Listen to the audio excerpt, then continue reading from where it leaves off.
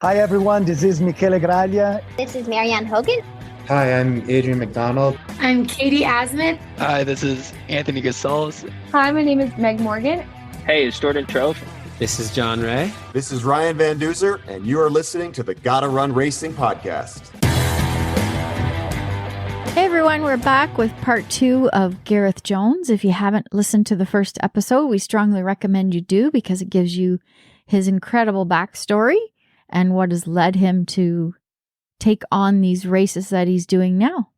Well, let's get to Swiss Alps because this is a race. We've obviously spoken to the race director and a few people that have run this race. And we know how stunning Switzerland is. So let's get to it. And why did you pick this race in particular? Because there's so many events in Europe. It's hard to pick one. Why this one? Because I wanted to run in the snow, believe it or not. Okay. Yeah, I know, right? A lot of people have laughed at this. But I thought, let's try something different. Let's go for a snow ultra, right? So I Googled, so I thought, where will there be snow? Switzerland, Norway, all of these places, okay? The Swiss Alps 100 popped up. Okay. So that looks absolutely fantastic. Let's go for it. I waited up until the stroke of midnight to sign up for it. And I did. As soon as midnight struck, I signed up for it. And that's how I ended up getting the number 2 bib. Oh. Because I was so eager, I wanted to get it done. When I say I'm doing something, I'm doing it. Well, it wasn't until it was about 3 weeks later. My wife turned to me and she went, okay, so what am I going to need to wear in Switzerland? She knew full well she knew where she was getting at with this. And I was like, well, you're going to need warm clothes, aren't you? You're going to need a nice warm jacket and an hat and everything. And she turned to me and she went, you absolute idiot. She said, it's going to be about 30 odd degrees out there this summer. So yeah, mate, this is me to a T, okay? I see a race. I don't do any like research on the race. Nothing at all. I'm just adding. I'm like, yep, I'm doing that. Okay, let's do it. By the way, it doesn't snow all year round in Canada, just in case you think that you need to come here next. It's 35 degrees Celsius out right now. Really? Yes. Wow. Yeah, but that's why I signed up for it. But the other reason was because the elevation, as soon as I did do my research on the race and I looked and I was like, them mountains, I consider myself to be quite a mountain goat, and I grew up surrounded by mountains like Snowdon and Pen y Fan and all the highest peaks in Wales.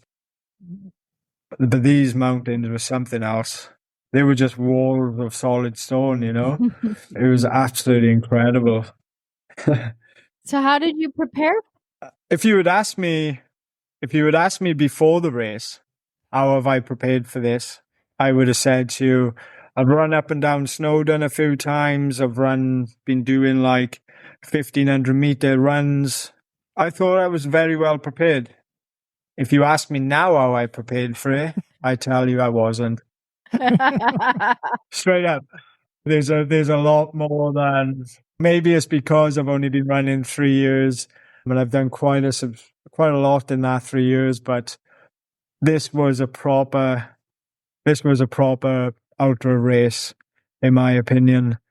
There's a lot of other races I've done, and not to knock them down, but like you get really, your cutoff times are really good and everything. And I seem to always come like top 10 in races, but out there, it was something else.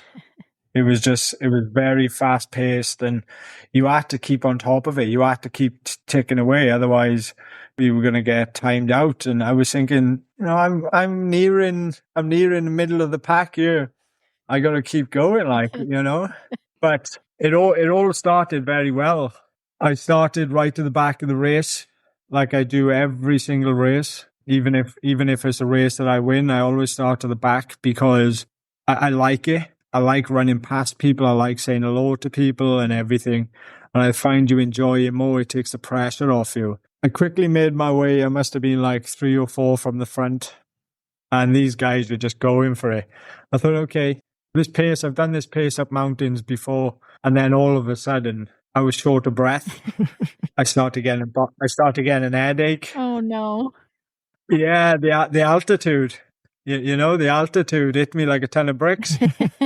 And I think, yeah, and like the further you climbed up, the worse the headache was getting. And then you come back down again and the headache would subside, it'd get better. And that just went on throughout the race. And I knew within the first 3 miles of climbing uphill, I'm in trouble here. Or I need to slow it down and run my own race. And that's exactly what I done. I enjoyed it. I sat back, I relaxed, took on more water, done everything correctly. And I know if I had carried on pushing the pace, I probably wouldn't have lasted 10 miles. Yeah. Sometimes you just have to admit, that guy's amazing. You know, them guys just running up here are awesome. And I literally take my hats off to them. I'd still like to see them come and run in Wales, but yeah, that was fantastic. We've heard about running in Wales. It sounds terrifying to me. Yeah, it's something else. If you pick an ultra in Spain, you can almost guarantee you're gonna have warm weather. If you pick an ultra in Canada during the winter, you're probably gonna get snow. Am I right? Yeah. Oh yeah. In Wales, you know, you can pick an ultra in the Brecon Beacons on the warmest, sunniest summer's day ever. The next thing, you got torrential rain and snow. you never really know what to expect. Hey, sign me up. Yeah, definitely. So tell us about the Swiss Alps, because you run past some amazing views. Were you able to see the glacier running along the glacier? Were you able to see that during the day? Yeah, so I was quite lucky. I got there in the day, and really, really well done to Jacob as well.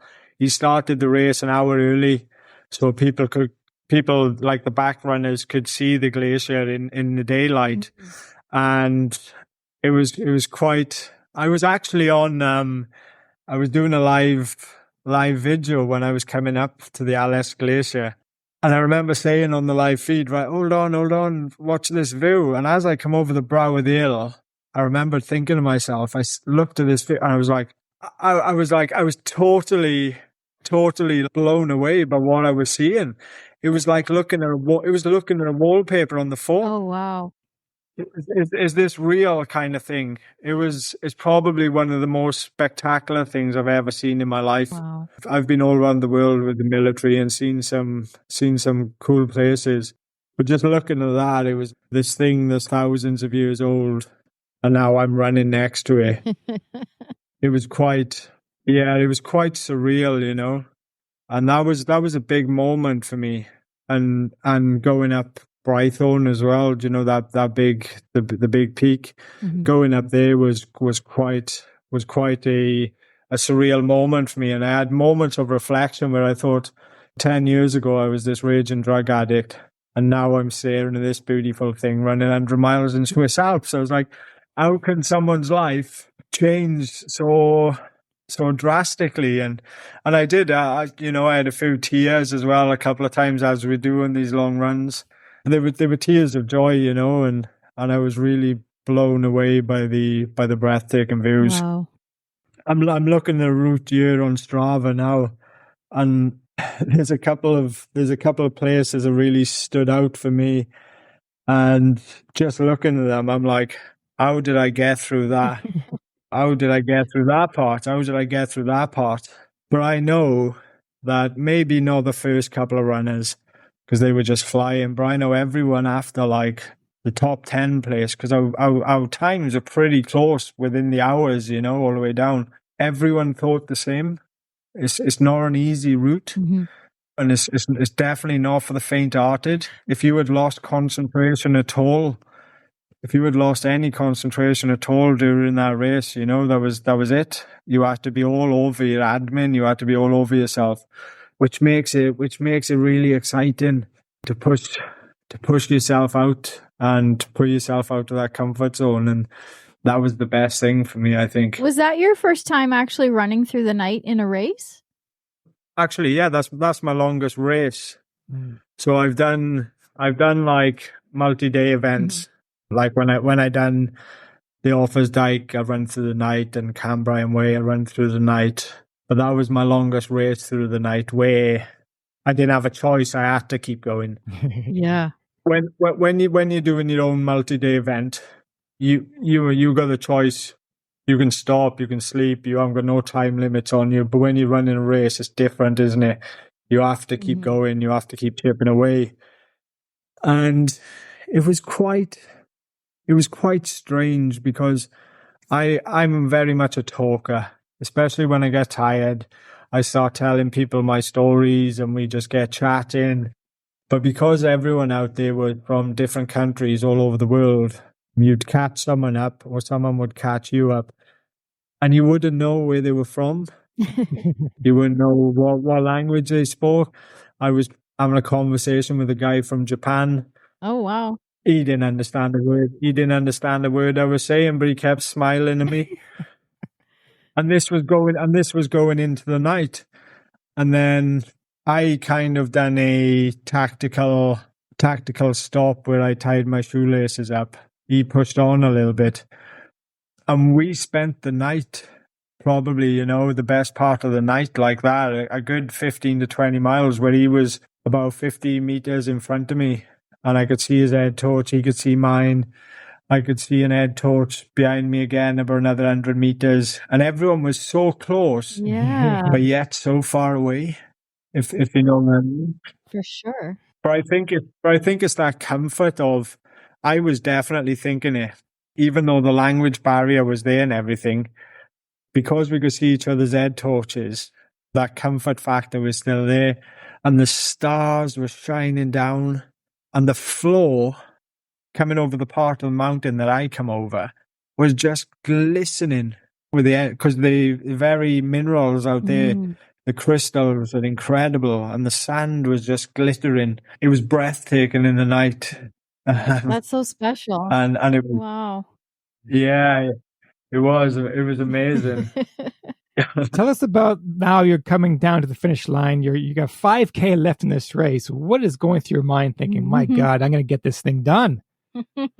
Yeah, so it's quite funny. So you come into Fish and you're literally about 5K away from the finish, okay? But on your watch, it's telling you've still got 15K to do. Oh no! I can see the finish line, okay? I can see it on the route here, okay? All right? I don't know if you've looked at the route, but if you look at the route, you can see where the finish is and you can see where the last checkpoint is. And I was like, why are we doing this? I remember speaking to a woman at the checkpoint and I was like, I was angry, I was tired, and I was like, I just wanted pizza. And I was like, it's very familiar. Yep. We've got another, I was like, we got another 15 kilometers to do and another over 1,200 meters of elevation to climb. Oh. I was like, I knew my wife was down there waiting for me, but yet we still had to go up the mountain and around. And so by the time when the last 5 kilometers come, I rang my wife and it was, I think it was 20:07. And she said to me, you better hurry up because they stopped selling pizza at 8 o'clock. And I remember picking my poles up and I just started running. And I think I'd done that last 5K in about 35 minutes. I love it. Was she telling the truth or was she lying to you? lying, yeah. But you know, it's them last couple of kilometers, they're always special. Because you know you've made it, and you just have to keep grinding on to get to the finish. And you can hear the crowds cheering. You can see familiar sights. You can smell smells you've smelled before. And, it's little things like that are just silly, And you come around and then you come to the finish line and, my wife was there, the race directors and other participants were there. And I guess it's the feeling that I get, I always get it after every single run. How did I do that? And I think I'll always get that. And I think I'll always get that same feeling. I don't think I'll ever finish a race thinking, yeah, I smashed that.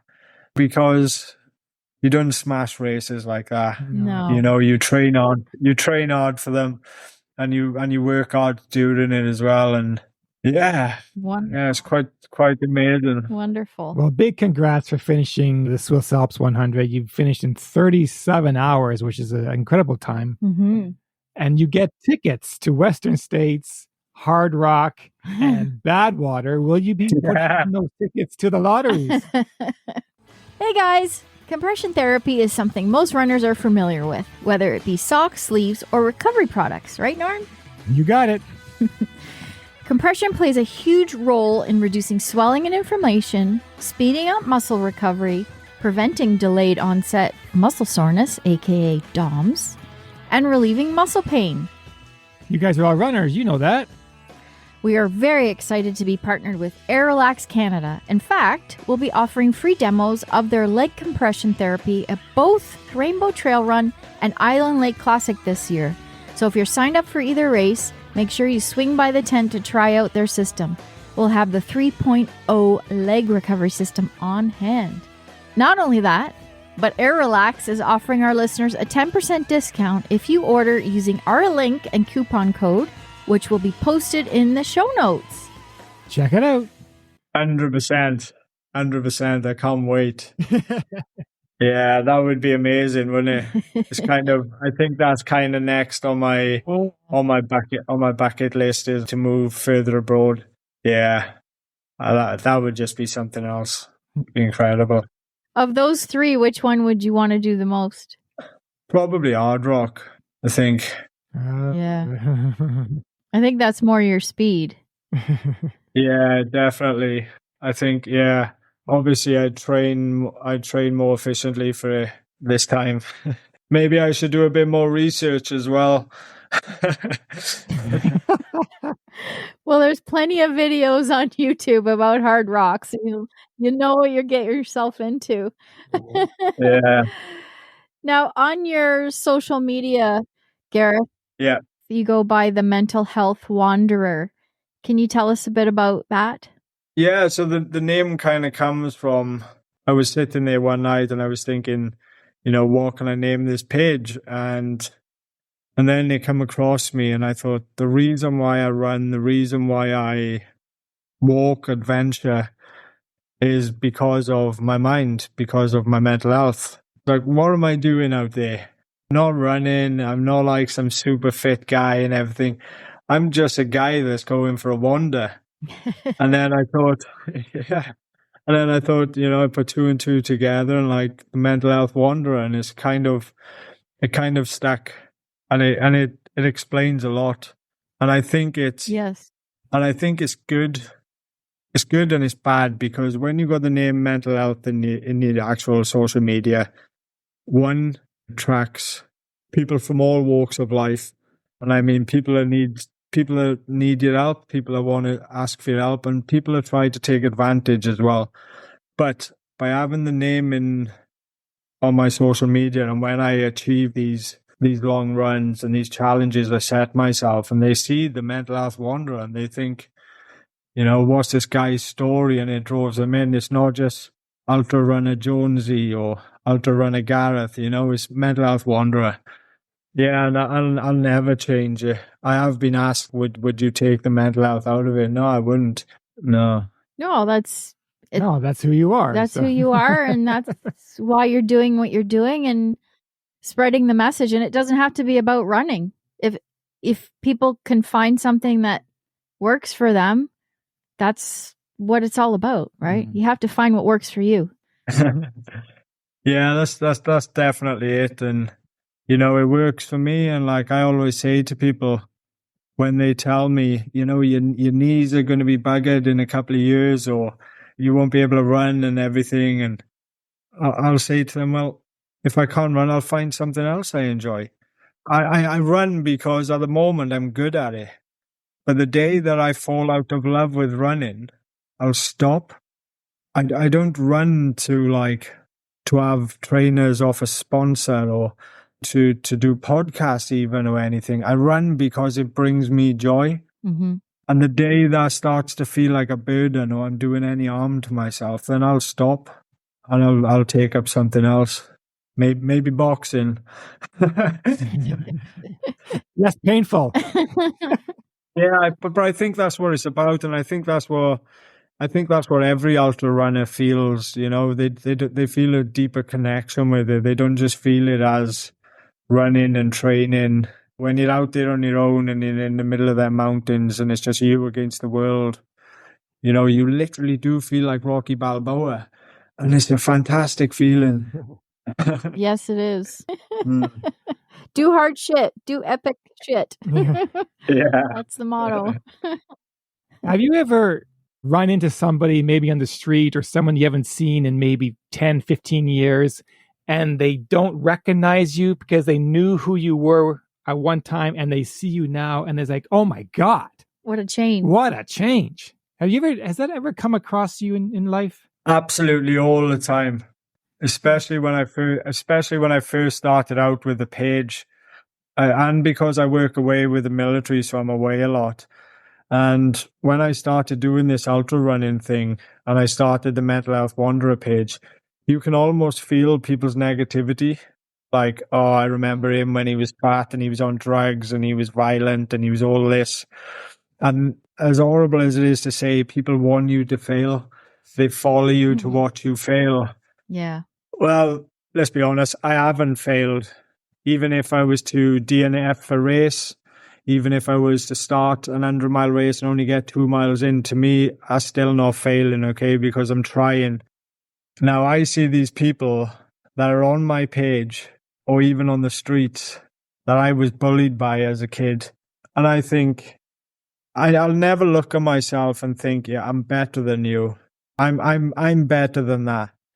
But I have to be honest, we all fall foul of it. And I had to think in the back of my head, sometimes I'm like, yeah, look where you are now and look where I am.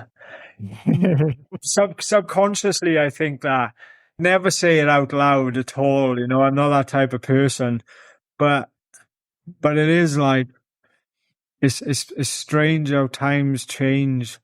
I'm one person that's calling you fat and useless and you're never going to make it. And then the next thing, you're walking past them on the street and the tables have turned. And it happens quite a lot, actually. But then you get the positives as well, where people say to you, I always knew you were going to make something of yourself. Which again is fantastic. And like I said to you at the beginning, the followers that I've got, they're all real followers, you know, they've been there since the beginning. And every race I do, every time I post something, I have comments, I have messages. And, you know, it's probably 10% of my running and 90% of I do not want to let them down because they are amazing. Speaking of that, you're also offering coaching services now. So how can people find you online if they want to check out your coaching? Yeah, so I thought the coaching was a good opportunity because I'm kind of unique to other coaches. A lot of coaches have got like 40, 50 years experience behind them, but I think I've got a little bit of something else because I've come from an ordinary background through running. I started when I was obviously with the drugs, and then I started when I was overweight, and I've got to myself where I am now. And I just like to help people more with the mind and the physical attributes as being a PTI. And yeah, if anyone wants to reach out, just message me on the page, really. And I got a whole list of questions I like to ask them, because I find you really have to get to know someone first before you can even begin to coach them, you know? Yes. Yeah. And you got to make sure that it's a right fit. That's important for sure. Definitely. And there's one question I always ask someone they'll message me about coaching, and they'll ask, "Oh, any chance you can coach me, or can you help me get to this race?" And I'll always reply with, "Do you want to be coached? Do you want to do this race?" And I'll ask them the reason why. I'll ask them why they want to do this race, why they want coaching, and why they want to run. Because I think that says a lot about someone, and it helps you as well.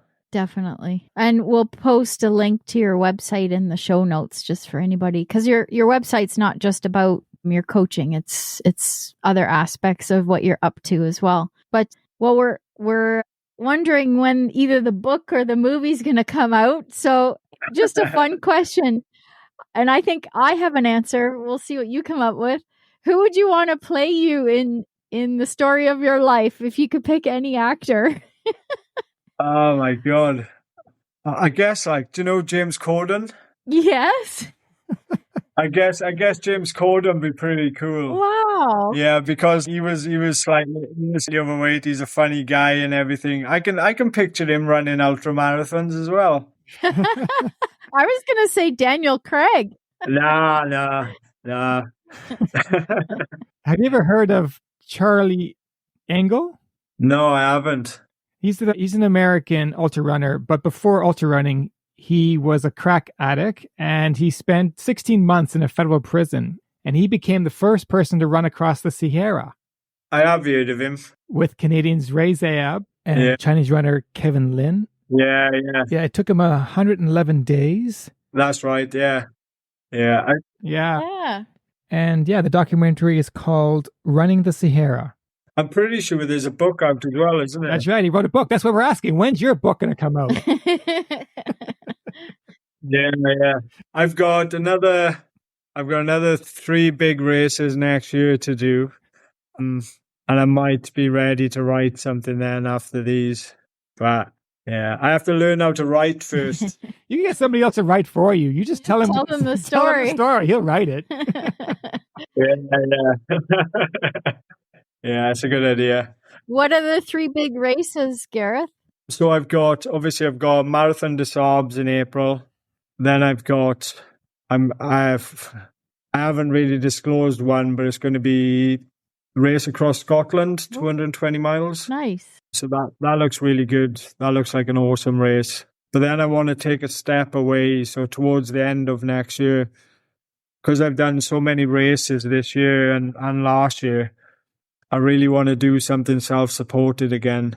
So I've got a couple of ideas up my sleeve, and I'd like to break that 600-mile barrier that I ate last time. But it's finding something that someone else hasn't done, because ultra running is getting so big. It's like people are attempting things here, there, and everywhere. So I'd like to do that one thing where I can say I done that. But it's very hard, so I'm kind of studying and just using my imagination a bit at the moment. Well, I was going to suggest come and run across Canada, but that has already been done. So a few times. Yeah, that's brilliant. That's fantastic. The sand is going to bring some unique challenges versus the mountains that you're used to. Yeah, that's going to absolutely break me. I'm not very good in a warm climate. So I really have to do some acclimatization to it. And I guess that's kind of why I wanted to go for it. 1, because I'm raising money for a good charity, but 2, because it's gonna push me out of my comfort zone quite a lot this time. And it's again, it's like this ex-drug user / felon 10 years ago. Now he's running across Morocco. I mean, one of the best foot races in the world. It's bigger than me. It's a lot bigger than me just running the race. It's for others to see it, teenagers to see it and think, if this guy can do it, then maybe I can. And I don't mean they all have to go out and buy a £12 pair of shoes from Primark and start running. What I mean is if they want to be a painter, they can paint. If they want to play the piano, they can play the piano. It's just like, the world is ours for the taking, and what do we get? We get 60 to 80 years on this earth. Just make the bloody most of it. Absolutely. And it goes by too fast. Yeah. It goes by too fast. Definitely. This has been awesome. Yeah, what a story, Gareth. It's really been wonderful learning more about you and your drive and your ambition, and what an example you're setting for your 3 young daughters. That's quite special. No, thank you very much. It's been really nice talking to you, and I wish we had longer so I could hear some of your stories, because I imagine your stories are pretty spectacular. You get to hear our stories in person. Yes, in person. Brilliant. Speaking of that, what's the tamest Welsh trail race that we could do? Because I hate rocks. Yeah, the tamest. There's a couple of nice ones. There's a nice one called the Brecon to Cardiff, which is a nice one that runs past my hometown. It's pretty flat after the first couple of hills. And then you've got like the events run by GB Ultras, which you've got Manchester to Liverpool. You've also got, but that's in England. So coming into Wales, you've got like the Snowdon Marathon. Now, I know that's quite frightening, but the views are spectacular, you know. After the climb up Snowdon, it's amazing. And it's all on quite good runnable routes and trails. Okay. Yeah, it's not like Switzerland. It's nice. So if I pick a race there, you'd come and pace me? You pace me for the race? Oh, 100% I would, yeah. I've got a guy coming over from France. His name's Lucian. I've been working with him. He runs a trail run advisor site now, which I've been ambassador for a couple of weeks. And he's coming over from France to do one of the trail marathons with me in December. Again, it's just going to be amazing, you know, sharing these opportunities with other people. I'd definitely take you up on that. Come to Canada, I'll pace you. Definitely. 100%. All right. Before we let you go, we're going to do some little rapid fire questions just for some fun. Okay. You up for it? Yeah, let's do it. Okay. What's the last concert you went to? Green Day. Oh, wow. Nice. Yeah, that was amazing. Very nice. Okay. Do you have any tattoos? Yeah. Oh, cool. Yeah, that's a lot. Yeah, that's a new one. Any running related tattoos? Yeah, them. Oh, that's running? Okay. It's hard to see on the video. They've all got meaning behind them. Oh, okay. Very cool. Yeah. Very cool. What's a TV show that you're embarrassed to say you watch? I don't know, Vampire Diaries. Okay. Oh, here's a good one. You're on the trail and you stub your toe and you have to curse in Welsh. What do you say? Cacad band.